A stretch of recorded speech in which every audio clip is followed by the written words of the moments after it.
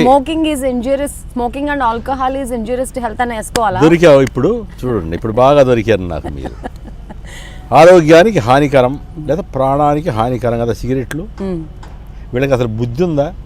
ఎలా అంటే తల్లి, సిగరెట్ వలన మీ ప్రాణానికి హాని అన్నప్పుడు నిషేధించరేంటి అంటే, నిషేధించి దీన్ని కంట్రోల్గా తాగని చెప్పడం కూడా వాడడం అంతేనా? విషాన్ని ఇచ్చి కంట్రోల్గా వాడంటే అదేంటి? అది ఎక్కడ న్యాయం? మందు, ఆల్కహాలే. మీరు అసలు అమ్మకుండా చేయండి, మార్కెట్లో రిలీజ్ చేసేది 2 పెగ్గే తాగండి అంటే మానసికంగా బలహీనుడే మందు కొడతారు కదా, అంతవరకు కరెక్టేనా? అసలు అలవాటు లేని వాడు అది వేరే విషయం, పక్కన పెడదాం.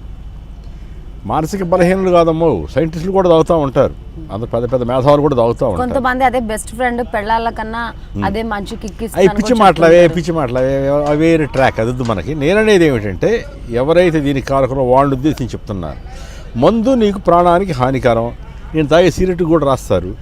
ఉన్నప్పుడు మీరు ఎందుకు మార్కెట్లో రిలీజ్ చేస్తున్నారు? వాటిని ఎందుకు ఆపేయడం లేదన్నది నా ప్రశ్న.